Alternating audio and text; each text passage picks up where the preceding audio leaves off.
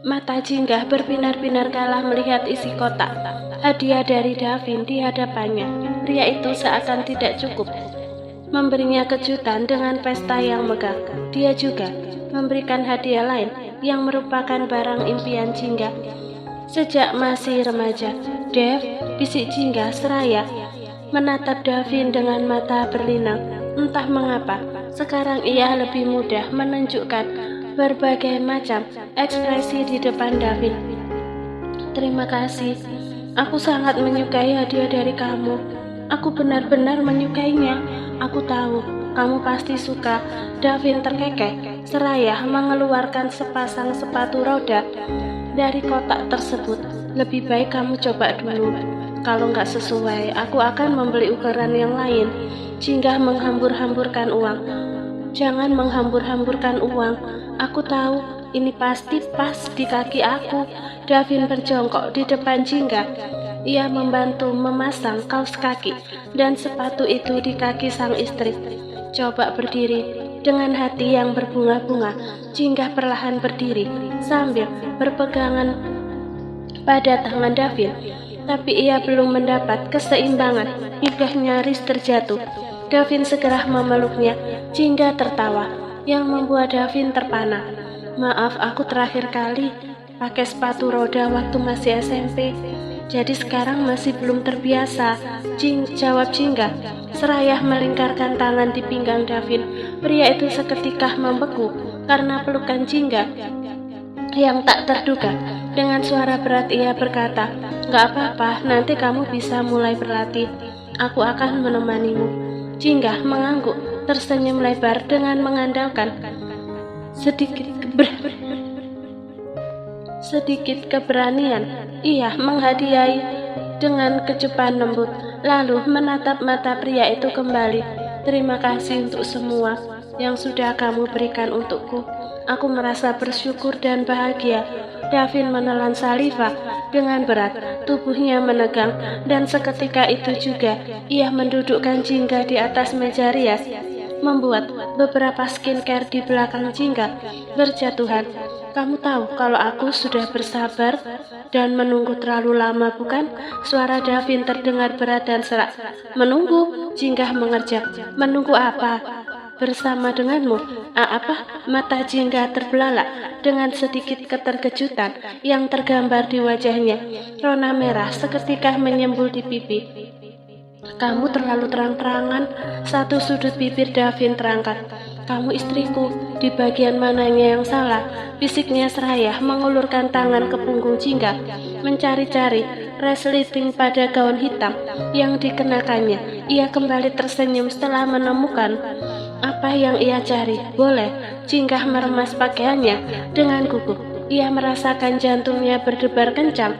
Tak bisa dipungkiri bahwa ia pun merasakan sesuatu yang asing menguasai tubuhnya, yang menuntunnya untuk menganggukkan kepala sebagai jawaban dari pertanyaan Davin. Bola mata Davin yang semula tampak sayu itu seketika berbinar-binar setelah mendapat persetujuan istrinya.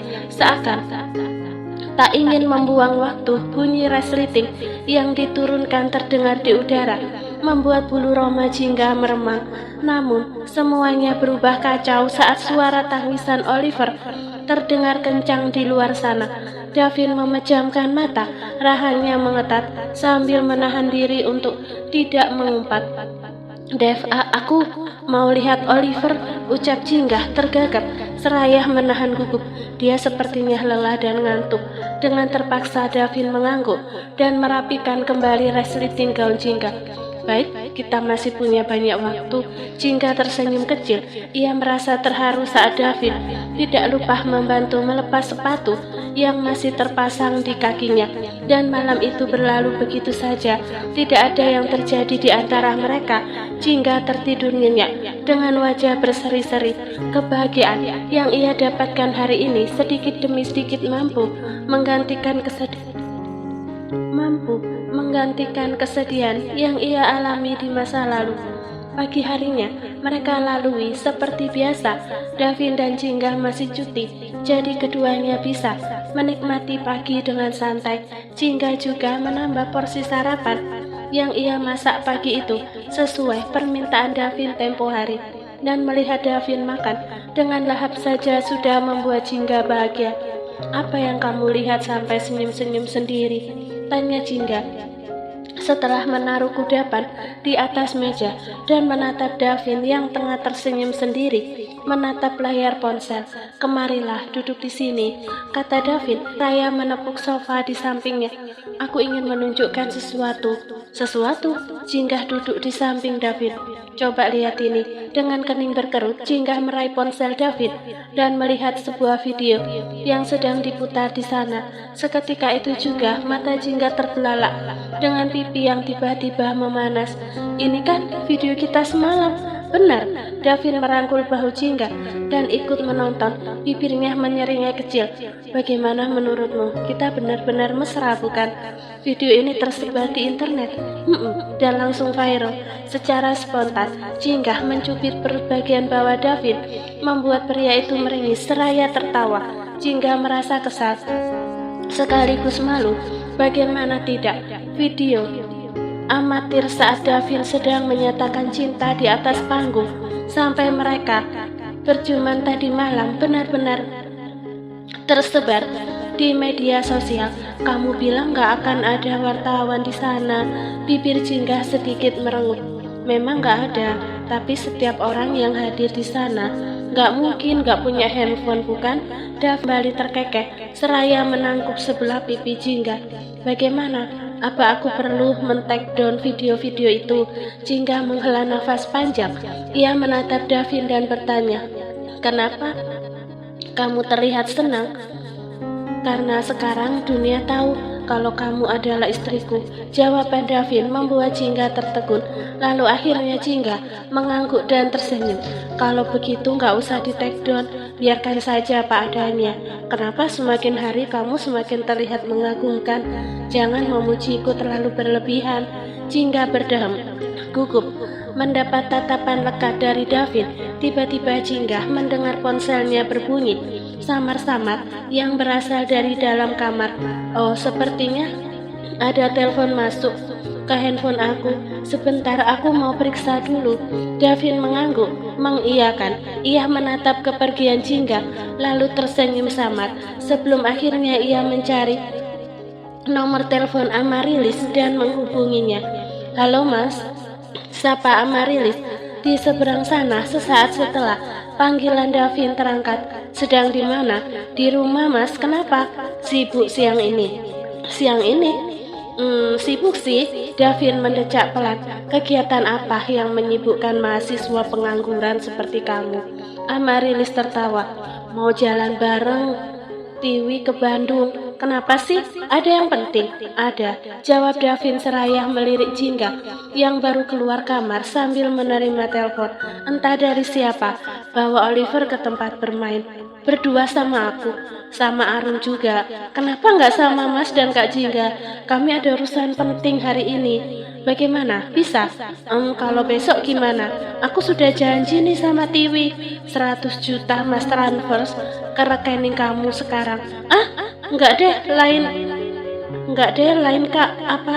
Apa 100 juta? Davin menjauhkan ponsel dari telinga. Teriakan Amarilis membuat telinganya sakit. "Iya, tapi syaratnya bawa Oliver bermain ke tempat yang aman sampai sore." "Oke, aku jemput Oliver sekarang." "Terima kasih sayang," bisik Davin seraya mencium kening Jingga. "Sudah menyerahkan diri kamu sepenuhnya padaku." Pipi Jingga semakin memanas kala ia mendengar panggilan sayang dari mulut suaminya barusan. Ia segera menarik selimut untuk menutupi.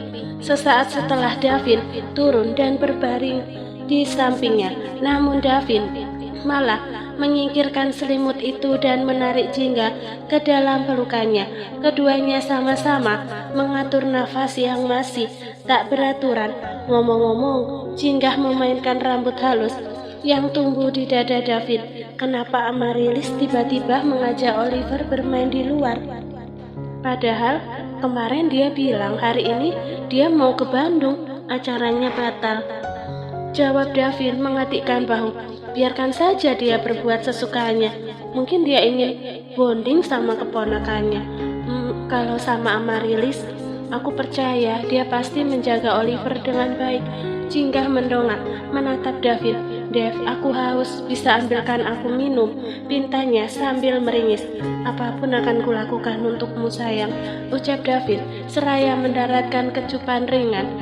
Davin beranjak dari tempat tidur dan membetulkan letak selimut di tubuh istrinya sebelum akhirnya ia pergi ke dapur dan mengisi 2 gelas dengan air putih dari dispenser. Dirinya bersandar di tepian kitchen island seraya meneguk minumannya. Ia tersenyum kecil dan menggoyangkan gelas dalam genggaman. Hatinya merasa berbunga-bunga.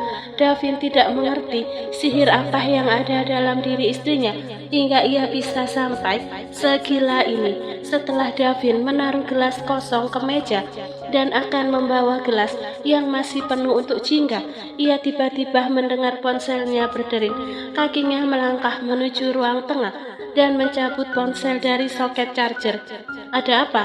Tanya Davin tanpa basa-basi pada Vincent sembari menempelkan ponsel di telinga. Selamat siang Pak Davin, saya hanya ingin memberitahu bahwa jadwal persidangan Mbak Chelsea adalah minggu depan. Chelsea termangu menatap surat panggilan sidang di hadapannya. Sorot mata wanita itu tampak kosong, wajahnya pucat dan bibir pecah-pecah. Lingkaran hitam samar tercetak di area matanya. Kehilangan harga diri, kehilangan klien perusahaan, mendapat hujatan yang tak henti setiap hari, dan kehilangan kepercayaan David membuat hidup Chelsea terasa hampa dan segala sesuatu di sekitarnya tampak gelap. Sayang, pokoknya kamu jangan khawatir. Mami dan Papi gak akan membiarkan kamu masuk penjara, ucap Nita dengan raut muka khawatir seraya menyisir rambut Chelsea. Kamu tahu banget, Papi kan dia punya kenalan orang berpangkat tinggi di kejaksaan. Mami yakin banget Papi pasti melakukan sesuatu untuk kamu. Chelsea tidak memberi respon apapun selain kelopak matanya yang berkedip pelan, membuat Nita semakin mengkhawatirkan kondisinya. Meskipun awalnya Emran marah pada Chelsea, tapi pada akhirnya pria itu berpihak pada putrinya. Pintu kamar Chelsea terdengar diketuk dari luar. Nita membuka pintu dan mendapati pembantunya yang langsung menyampaikan bahwa Nita mendapat telepon. Sayang, Mami keluar dulu sebentar ya. Jangan lupa makan siangnya dihabiskan. Chelsea mengangguk. Ia menatap pintu yang kembali tertutup, lalu mengalihkan pandangannya pada ponsel di sampingnya. Tidak ada hal yang menarik lagi dari benda itu. Media sosialnya sudah dihapus oleh ibunya. Chelsea mengepalkan tangan. Ia marah pada orang-orang di luar sana yang tak berhenti menghujat. Detik itu juga ia mengambil ponsel dan menginstal aplikasi media sosial kembali. Setelah terinstal dan berhasil login, kemarahannya semakin menjadi-jadi saat melihat ribuan notifikasi yang masuk. Matanya kemudian menatap tajam pada pisau di atas piring yang berisi buah apel. Chelsea mengambil pisau itu dan memotretnya. Lalu ia membuat story di media sosial dengan gambar yang barusan ia ambil dengan efek hitam dan putih. Mungkinkah sebenarnya yang kalian inginkan adalah kematianku? Caption yang terkesan putus asa dan menyedihkan itu sengaja Chelsea tulis demi mendapat perhatian dari para pengikutnya. Beberapa detik setelah story itu terupload, balasan yang masuk ke dalam pesan saling berdatangan. Chelsea, bertahanlah, kamu kuat, kamu orang baik dan dermawan Chelsea. Cobaan ini pasti akan segera berlalu. Mau mati? Mati saja sana. Netizen malah senang, siap-siap disambut malaikat di neraka. Alah, palingan caper doang. Chelsea geram, kepalan tangannya bergetar, alih-alih mendapat perhatian dan dukungan. Yang ia dapatkan justru kebanyakan hujatan kejam yang membuat dadanya naik turun, penuh emosi. Pada saat yang sama, Chelsea mendapat notifikasi melayang di atas layar yang sangat menarik perhatiannya. Kawan tentang sebuah akun yang sudah centang biru yang menandainya dalam sebuah postingan. Lihat video ini deh, Chelsea with love, kamu atau auto kebakaran. Karena penasaran, Chelsea segera membuka postingan tersebut. Ia seketika menegakkan punggung kala melihat David sedang berbicara di sebuah acara dalam video di postingan itu. Jadi malam ini, di depan semua yang hadir di sini, aku ingin mengatakan bahwa aku mencintaimu, Jingga. Aku benar-benar mencintaimu. Dada Chelsea tiba-tiba bergemuruh hebat menyaksikannya. Kepala tangannya bergetar, dan saat video itu menunjukkan Davin dan Jingga sedang berciuman, teriakan Chelsea seketika menggema memenuhi ruangan. Ia melemparkan ponsel ke lantai dengan sekuat tenaga, penuh amarah. Dengan gigi bergemerata, ia berdesis tajam. Lihat saja, aku tidak akan membiarkan kamu mendapatkan Davin, wanita sialan.